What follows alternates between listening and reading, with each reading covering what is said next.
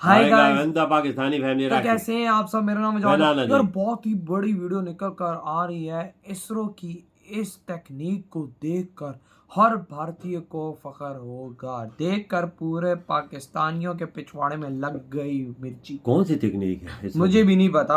अब ये वॉच तो करते हैं। वॉच करेंगे तभी आइडिया लगेगा। तो बिल्कुल। पहले जल्दी से वॉच कर लेते, फिर इसके बारे में हम कुछ कह पाएंगे कि आखिर ये कौन सी इसरो की ऐसी तकनीक है। तो कौन करते हैं स्टार्ट। 17 अगस्त 1959 नासा का Pioneer first lunar orbiter mission failed.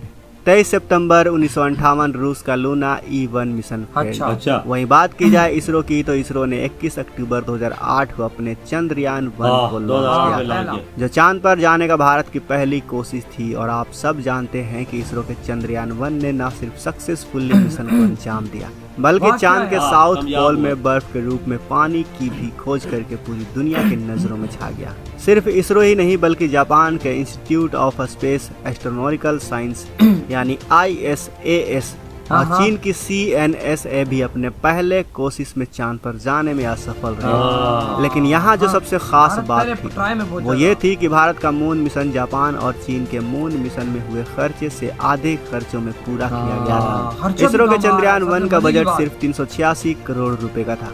लेकिन इस मिशन के बाद इसरो का दूसरा स्पेस मिशन था मंगलयान, जिसे 5 नवंबर 2013 को लॉन्च किया गया था। ये एक नामुमकिन सा मिशन था, क्योंकि इससे पहले किसी भी देश की स्पेस एजेंसी ने अपने पहले कोशिश में मंगल तक पहुंचने में कामयाबी नहीं हासिल। लेकिन हमारे इसरो ने इस नामुमकिन से दिखने वाले मिशन को मुमकिन कर दिखाया, और वो भी इसरो ने इस मिशन को 554 करोड़ के बजट में अंजाम दिया। खासियत है हमारे इसरो। लेकिन साल 2019 में इसरो द्वारा किए गए मिशन चंद्रयान 2 में ऐसी क्या कमी थी और क्या खराबी आई, जिसके वजह से हमारा लैंडर चांद की सतह पर सही लैंडिंग नहीं कर पाया। जानेंगे आज की इस वीडियो में, तो वीडियो के अंत तक बने रहें। दोस्तों, चंद्रयान 2 जो काफी हद तक एक सफल मिशन रहा, लेकिन सतह से सिर्फ 2.1 किलोमीटर से ऊंचाई पर आने के बाद इसके साथ कुछ ऐसा हुआ जो इसके साथ नहीं होना चाहिए था। लेकिन इस घटना के होने के बाद, यानी जैसे ही विक्रम लैंडर से हमारा संपर्क टूटा, इसके महज 35 घंटों के अंदर ही इसरो ने विक्रम लैंडर को लोकेट कर लिया था। अच्छा। और हमें ये पता चल गया था कि हमारा विक्रम लैंडर चांद के सतह पर क्रैश लैंड नहीं हुआ था, बल्कि इसकी हार्ड लैंडिंग हुई थी। शायद इसके लैंडिंग के वक्त इसमें लगे 4 थ्रस्टर में से कुछ प्रॉब्लम हुई, जिसकी वजह से यह चांद की सतह पर एकदम से गिर गया, और यह आज भी वहीं पर पड़ा हुआ है। लेकिन शुरुआत में इसकी लैंडिंग सही तरीके से हो रही थी।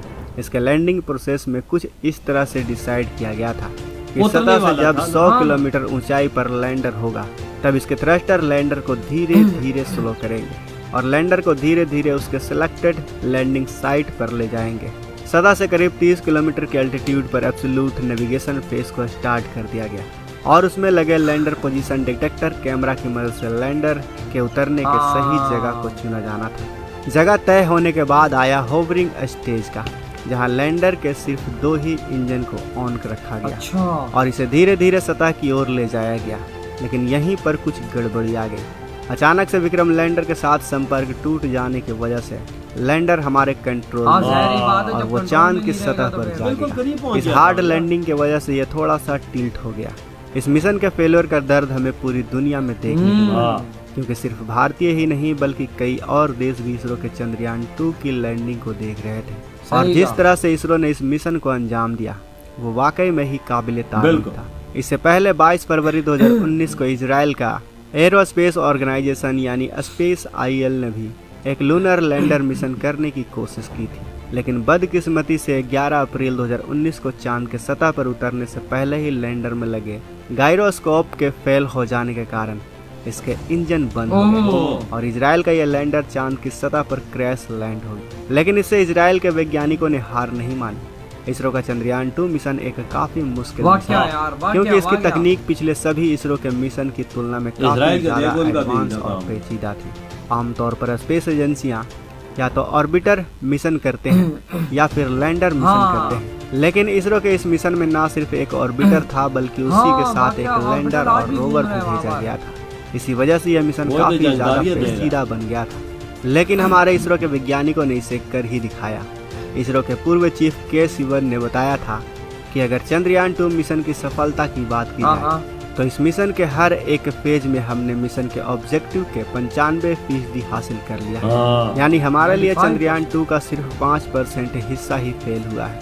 लेकिन इस लैंडिंग के जरिए हमने नया कुछ सीखा है। कम्युनिकेशन खोने के बाद भी हमने विक्रम लैंडर के एग्जैक्ट लोकेशन को ट्रैक कर ही लिया।